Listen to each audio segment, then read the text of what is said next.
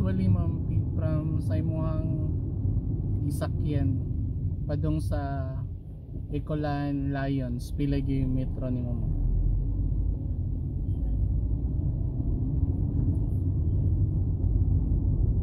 Mga 150. Pero pag Sunday like pareha karon muna yung range sa taxi fare. Gikan Miguel Castillo mga bay then going me kanang Ecolan Lions. Usa ka maulan nga hapon ma'am.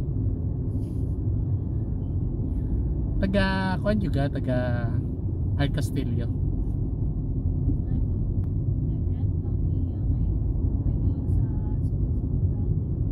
So taga asa gid ka?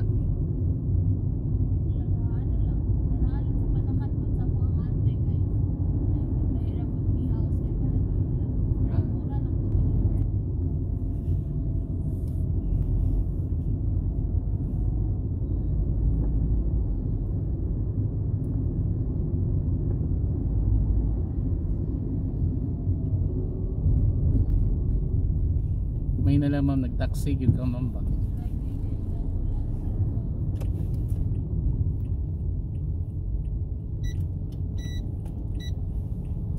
Nakalimot kog vlog down. Pero okay lang ay. I-check, counter check lang nato kay ma'am. Ikan dito then going Ecolan. Kung pila gyud ang metro. Anyway, dool pa man. Actually, di magina maglayo, di ba ma'am? Kaya mga common destination. Hindi siya maglayo.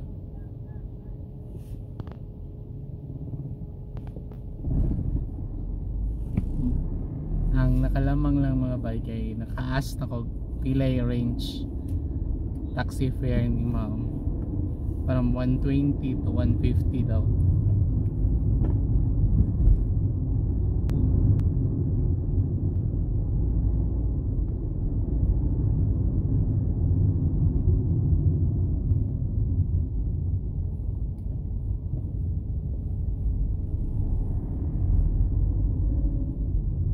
Nagagimi karon mga bay sa Boulevard. Straight na siya, going na siya Ecolan Terminal.